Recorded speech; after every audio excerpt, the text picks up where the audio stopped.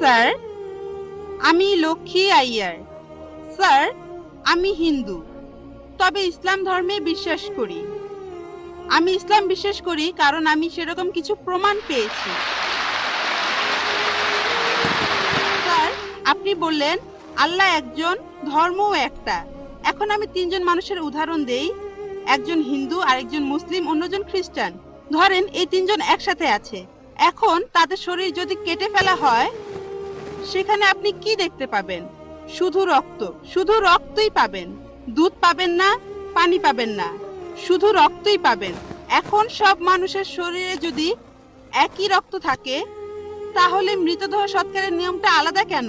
মুসলিমরা তারা কবর দেয়, আর হিন্দুরা আমরা মৃতদেহ পুড়িয়ে ফেলি। বোন বললেন আপনি ইসলাম ধর্ম পছন্দ করেন, ইসলামে বিশ্বাসও করেন। আপনাকে অভিনন্দন, আর এই শান্তির ধর্মে আপনাকে স্বাগতম, সত্যের পথে আপনাকে স্বাগতম। বোন প্রশ্ন করলেন যে তিনজন হিন্দু, খ্রিস্টান, মুসলিম, সবার শরীর একই রকম, একই রক্ত, একই উপাদান, কিন্তু আমরা মারা গেলে হিন্দুরা কেন পুড়িয়ে ফেলে আর মুসলিমরা কেন কবর দেয়? আসুন আমরা এটা ভালো করে দেখি। আপনি দেখেন কোন পদ্ধতিটা ভালো। হিন্দু ধর্মে কবর দেওয়ার অনুমতিও আছে শিশুদের ক্ষেত্রে, কিন্তু প্রাপ্তবয়স্ক লোক মারা গেলে তারা বলেন পুড়িয়ে ফেলতে হবে, দাহ করতে হবে। অবশ্য হিন্দুদের কেউ কেউ বলেন যে কবর দিতে হবে। আসুন আমরা এখন ভালো করে দেখি যে শবদেহ, মৃতদেহ পোড়ানো আর কবর দেয়া। এখানে আপনি দেখবেন যখন আপনি কোনো মৃতদেহ পোড়াবেন তখন পরিবেশ দূষিত হচ্ছে। মৃতদেহ পোড়ালে পরিবেশ দূষণ হয়। ইসলাম ধর্মে আমরা কবর দেই কেন? এখন আমরা জানতে পেরেছি আমাদের শরীরে যে উপাদানগুলো আছে, এই পৃথিবীর মাটিতে যে উপাদান আছে, আমাদের শরীরেও একই জিনিস, পরিমাণে হয়তো কম অথবা বেশি। আমরা মাটি থেকে এসেছি, আবার মাটিতেই ফিরে যাব, বিজ্ঞানসম্মত। এটা হচ্ছে 1 নম্বর পয়েন্ট। দাহ করলে আগুন ধরানো হয়, পরিবেশ দূষিত হয়। ইসলাম অনুযায়ী আমরা কবর দেই আর জমি উর্বর হয়। পোড়ানো হয় না বলে পরিবেশ দূষিত হয় না। 2 নম্বর পয়েন্ট, মৃতদেহ পোড়াতে গেলে আপনাকে গাছ কাটতে হবে, গাছপালা কমে যাবে, পরিবেশের অবস্থা তখন খারাপ হয়ে যাবে। ইসলাম অনুযায়ী আমরা কবর দেই, জমি উর্বর হয়, আরো গাছ জন্মায়, এটা তখন হয়ে যায় সার। এখানে গাছ কাটার দরকার নেই, পরিবেশের জন্য ভালো। আমাদের সরকার এখন বলে গাছ কাটবেন না। গাছ না কাটলে মৃতদেহগুলো পোড়াবেন কিভাবে? 3 নম্বর পয়েন্ট, পোড়ালে খরচ বেশি। ইন্ডিয়ার পরিসংখ্যান অনুযায়ী প্রতি বছর হাজার হাজার লক্ষ লক্ষ কোটি টাকা খরচ হয়ে যাচ্ছে। প্রতিদিন কোটি কোটি টাকা খরচ হচ্ছে, প্রতি বছর লক্ষ লক্ষ কোটি টাকা খরচ হচ্ছে শুধু গাছের পেছনে আর মৃতদেহ পোড়ানোর পেছনে। ইসলাম অনুযায়ী আমরা কবর দেই, এটা সস্তা, ফ্রি। 5 নম্বর পয়েন্ট, মৃতদেহ পোড়ালে গাছের কাঠ পুড়ে হয়ে যায় চারকল, ছাই। ইসলামে একটা জায়গায় কাউকে কবর দিলে কয়েক বছর পরে সেখানে আরেকজনকে কবর দেয়া যাবে। এটা সব সময় চলবে, আপনি রিসাইকেল করতে পারবেন। একই জমি কয়েক বছর পরে মৃতদেহের হাড় গোড় আলাদা হয়ে গেলে আবার কবর দিতে পারবেন। তাহলে যুক্তি আর বিজ্ঞান দিয়ে যদি যাচাই করেন, এটাই বিজ্ঞানসম্মত, অনেক মানবিক, অনেক ভালো। কবর দেয়া পোড়ানোর চাইতে অনেক ভালো। আশা করি উত্তরটা পেয়েছেন। আদাব ডক্টর জাকির নায়েক স্যার, আমার নাম ভেঙ্কটামা। আমি গত কয়েক বছর ধরে এক মুসলিম মহিলার সাথে আছি। আমার প্রশ্নটা হলো, সবাই বলে কোনো ধর্মই খারাপ কথা বলে না, কিন্তু মুসলিমরা কেন অন্য ধর্মের লোকদের ইসলাম গ্রহণ করতে বলে? বোন, আপনি বললেন যে আপনি একটা মুসলিম পরিবারের সঙ্গে থাকেন অনেক বছর ধরে, তারপর বললেন যে সব ধর্মে ভালো সব কথা থাকে, কিন্তু মুসলিমরা আমাকে ইসলাম গ্রহণ করতে বলে কেন? পয়েন্ট নাম্বার 1, অন্য যেসব ধর্ম আছে সেগুলো যা বলে তার বেশিরভাগ কথাই ভালো, তবে ইসলাম ভালো কথা বলার পাশাপাশি আপনাকে দেখাবে কিভাবে সেটা অর্জন করতে হয়। আমি উদাহরণ দিয়েছি, সব ধর্মই বলে চুরি করো না, ইসলাম একই কথা বলে, তবে ইসলাম দেখিয়ে দেয় কিভাবে সেই অবস্থানে যাবেন যেখানে কেউ চুরি করে না। যাকাত দেন, সাহায্য করেন, এরপর কেউ চুরি করলে তার হাত কেটে ফেলেন, তাহলে চুরি করা বন্ধ হয়ে যাবে, কোনো অপরাধ থাকবে না। এজন্যই আমি বলেছিলাম যে ইসলাম ভালো কথা বলার পাশাপাশি আপনাকে দেখিয়ে দেবে কিভাবে সেটা অর্জন করতে হয়। 2 নম্বর পয়েন্ট, আমি বিভিন্ন ধর্মের একজন ছাত্র হিসেবে বলছি, যদি আপনি হিন্দু ধর্মগ্রন্থগুলো মেনে চলেন, মনে হয় আপনি হিন্দু, যদি হিন্দু ধর্মগ্রন্থগুলো মেনে চলেন, যদি একজন ভালো হিন্দু হন, আপনাদের ধর্মগ্রন্থই বলছে ঈশ্বর মাত্র একজন। আমার লেকচারে অনেক হিন্দু ধর্মগ্রন্থের উদ্ধৃতি দিয়েছি, এক ঈশ্বর। আপনাদের ধর্মগ্রন্থ বলছে মূর্তি পূজা করবে না। ভগবদ্গীতার 7 অধ্যায়ের 20 অনুচ্ছেদ বলছে জাগতিক আকাঙ্ক্ষা যাদের বুদ্ধিকে আচ্ছন্ন করে রেখেছে তারা নকল ঈশ্বরের পূজা করে, তারা মূর্তি পূজা করে।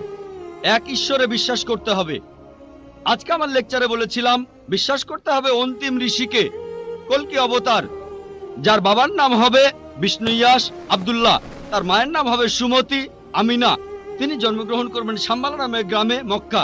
তিনি জন্মাবেন শাম্বালা শহরের প্রধানের ঘরে, মক্কার প্রধানের ঘরে। তিনি হবেন পুরো মানুষ জাতির পথপ্রদর্শক।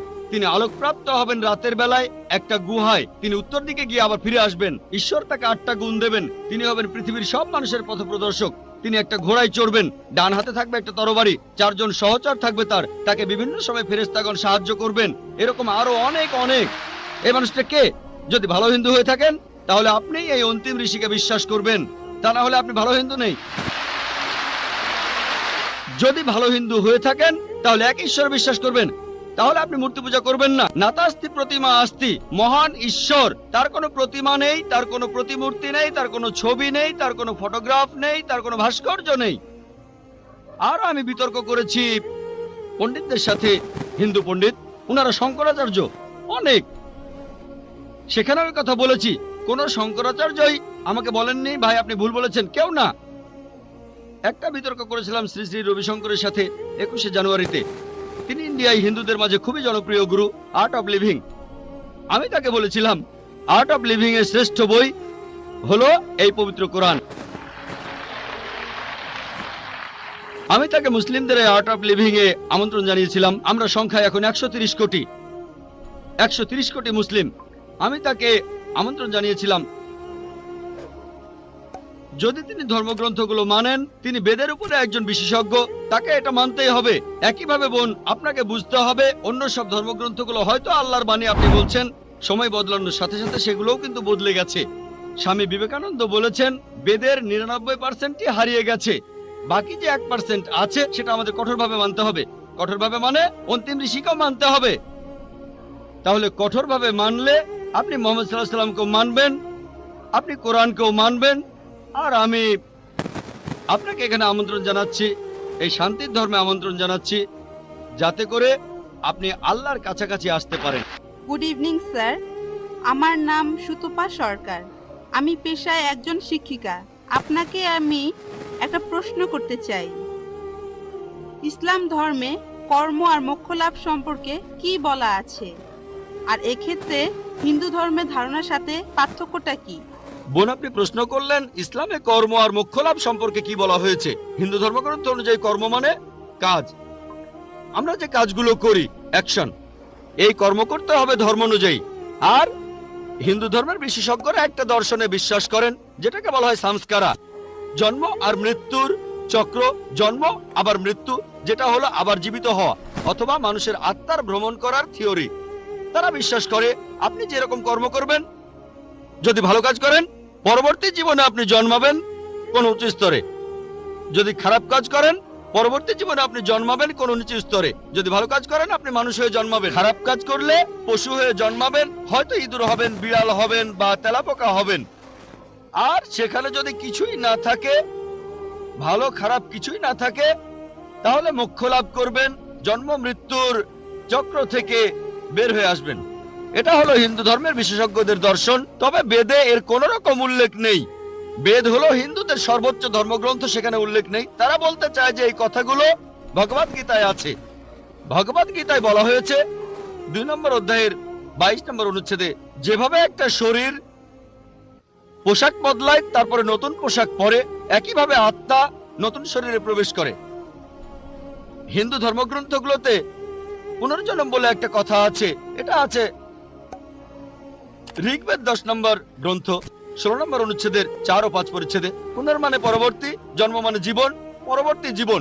আমরা পরের জীবনে বিশ্বাস করি যে পৃথিবীতে একবার আসবো, মাত্র একবারই আসবো। আমরা পৃথিবীতে একবার আসবো, আল্লাহর আদেশে মারা যাব, পৃথিবীতে একবারই আসবো, একবারই মারা যাব, পরবর্তীতে আখিরাতে গিয়ে আবার জীবিত হব। তাহলে ইসলাম অনুযায়ী আমরা এই পৃথিবীতে একবারই আসবো, তারপর আমরা আল্লাহর আদেশে কিয়ামতের দিনে আবার জীবিত হব।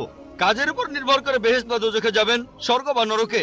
বেদ এমন কথাই বলছে, কিন্তু তারা এটা বোঝে না হিন্দু বিশেষজ্ঞরা যে কেন মানুষ জন্মায় বোবা হয়ে, জন্মায় অন্ধ হয়ে, কেউ গরিব হয়, আবার কেউ ধনী হয়, কেউ বা স্বাস্থ্যবান।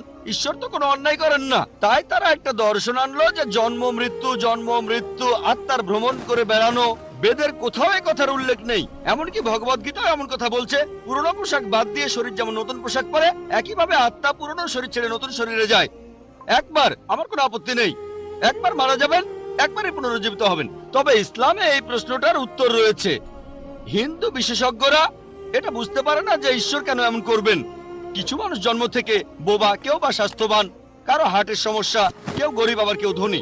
ইসলাম বলে, পবিত্র কোরআনে সূরা মুলকের 2 নম্বর আয়াতে উল্লেখ করা হয়েছে, আল্লাহ জি খালাকাল মাউতা ওয়াল হায়াতা, আল্লাহ সৃষ্টি করেছেন জীবন ও মৃত্যু তোমাদেরকে পরীক্ষা করার জন্য। এই জীবনটা পরকালের জন্য পরীক্ষা। এখন কেউ হয়তো জন্মায় গরিব হয়ে, কেউ ধনী হয়ে। ধনীদের ক্ষেত্রে কোরআন বলছে তাদেরকে জাকাত দিতে হবে। যদি আপনার সঞ্চয় 85 গ্রাম স্বর্ণের চাইতে বেশি হয়, নিসাবের তুলনায় বেশি হয়, তাহলে 2.5% জাকাত প্রতি হিজরি সালে দিতে হবে। ধনীরা জাকাত দিতে পারে, নাও দিতে পারে, অর্ধেকও দিতে পারে, হয় সে 100 তে 100 পাবে অথবা 50 পেতে পারে। কোনো জাকাত না দিলে সে 0 পাবে, কিন্তু গরিব লোকের ক্ষেত্রে জাকাত দিতে হবে না, সে জাকাতের পরীক্ষায় 100 তে 100 পাবে। দর্শক শ্রোতা, আশা করি সম্পূর্ণ ভিডিওটি শেষ পর্যন্ত দেখেছেন এবং ডক্টর জাকির নায়েক স্যার অমুসলিম হিন্দু বোনকে কি জবাব দিয়েছে আপনারা বুঝতে পেরেছেন। দর্শক শ্রোতা, আপনারা সকলেই ডক্টর জাকির নায়েক স্যারের জন্য দোয়া করবেন। আল্লাহ তাআলা যেন ডক্টর জাকির নায়েক স্যারকে সর্বাবস্থা হিফাজত করে। আল্লাহ তাআলা যেন ডক্টর জাকির নায়েক স্যারকে হায়াতে তৈয়বা দান করে। প্রিয় দর্শক শ্রোতা, ভিডিওটি এ পর্যন্তই। ভিডিও নিয়ে আপনার কোনো মতামত থাকলে আপনার মতামত অবশ্যই কমেন্ট সেকশনে জানিয়ে দিতে পারেন। ভিডিওটি ভালো লাগলে শেয়ার করে দিন। আপনি আমার চ্যানেলে নতুন হয়ে থাকলে চ্যানেলটি সাবস্ক্রাইব করার অনুরোধ রইল। ভালো থাকুন, সুস্থ থাকুন, এই দোয়া রইল। বেঁচে থাকলে পরে ভিডিওতে দেখা হবে। আসসালামু আলাইকুম ওয়া রাহমাতুল্লাহ।